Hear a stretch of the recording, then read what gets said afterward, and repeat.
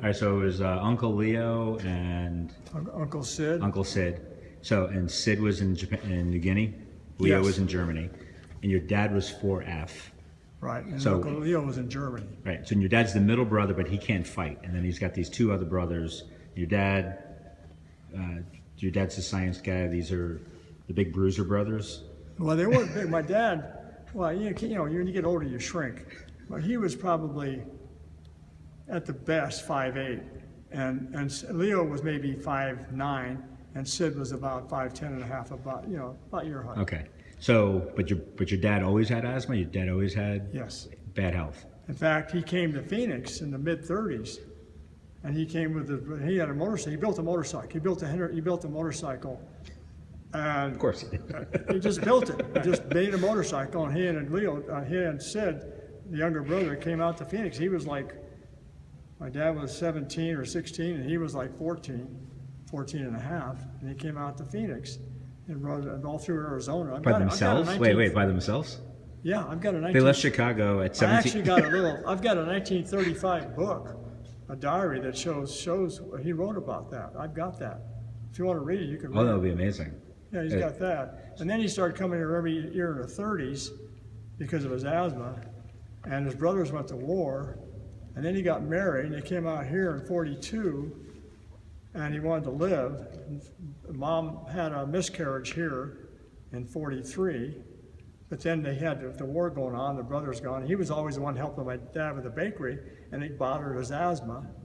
But the other brothers, they never helped out, and the sisters never helped out in the bakery in Union Pier. So my dad would always have to go back, and then he had to go back, and he didn't want to leave Phoenix. He was here permanently back in 42, 43, finally living here. I have no idea where.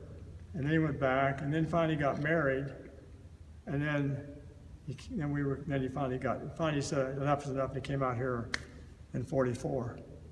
And we were born. he was a machinist at the time. Oh, I don't know what he was. Oh no, he worked during the war. We were born. He worked at Air Research. He was a welder.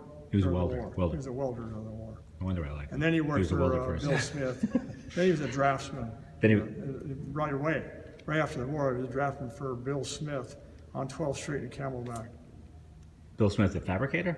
No, Bill Smith he was probably an architect. An architect or an engineer, because did he work under him to get his... No, I'm sorry. No, that's right. And then he worked for Kemper Goodwin. Was he an architect? He was an architect. at And he's the Tempe. one that designed Goodwin Stadium in Tempe for Arizona State College Sun Devils. And they were ASC until 1958, and then they became ASU. Yeah, so I Most have. people don't know that. Well, there's yeah. Well, 99% of the people don't know. the ASU. So ASC until the fall of yeah, 58.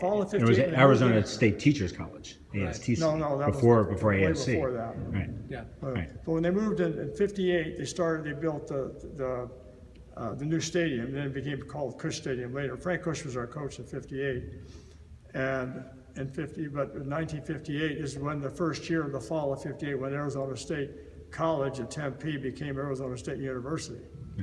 So the other architect that worked on that is Ed Varney, Yeah, that sounds real familiar. Yeah. Oh, Varney. That's a name out of the and past. I've saved. But I can't. I think I have three. I still have two Ed Varney buildings, and I've But he saved had three really Ed had the Varney. skills, even in the 40s, to be an architect, to just do architectural work then, even though he was a draft. He could do everything they could do. Right. He already knew it. He had a hard time passing his boards because of the anti-Semitism. They failed him. Yeah. They failed him the first time. He said, I knew I passed it. He wouldn't give it to me. And then you've also said, I don't know if you said it or or read about it. I can't remember where I'm getting my information. I have don't to know. go I'll back. let you know. Was that he took correspondence courses through the mail for his At the architecture? University of Arizona. That I knew about. Oh, you did? I Okay, used- so I used that's to from watch you him then. study. He would go through that like I said, he could read so fast. And he would do 6 months worth of work in 3 weeks. I mean, it was just unbelievable. I mean, it was like a joke. It was so easy. He'd write all these things handwritten and send it in. He would just read it faster than he could write it, and send it in. He got top mark. He made an honorary doctorate degree in, I don't know whether it was Egyptology or archaeology or I don't both. know. But it was definitely, he's got the degree somewhere. I got to figure out. So the timeline. So that's 44. The second Beth Israel on 11th and Thomas is, or what the block Jonathan Osborne. 11th and Osborne. Osborne is built in 48. That sounds right, because we started going there in 50. Right, but I'm thinking if your dad, but your dad wasn't religious, right? Your dad, but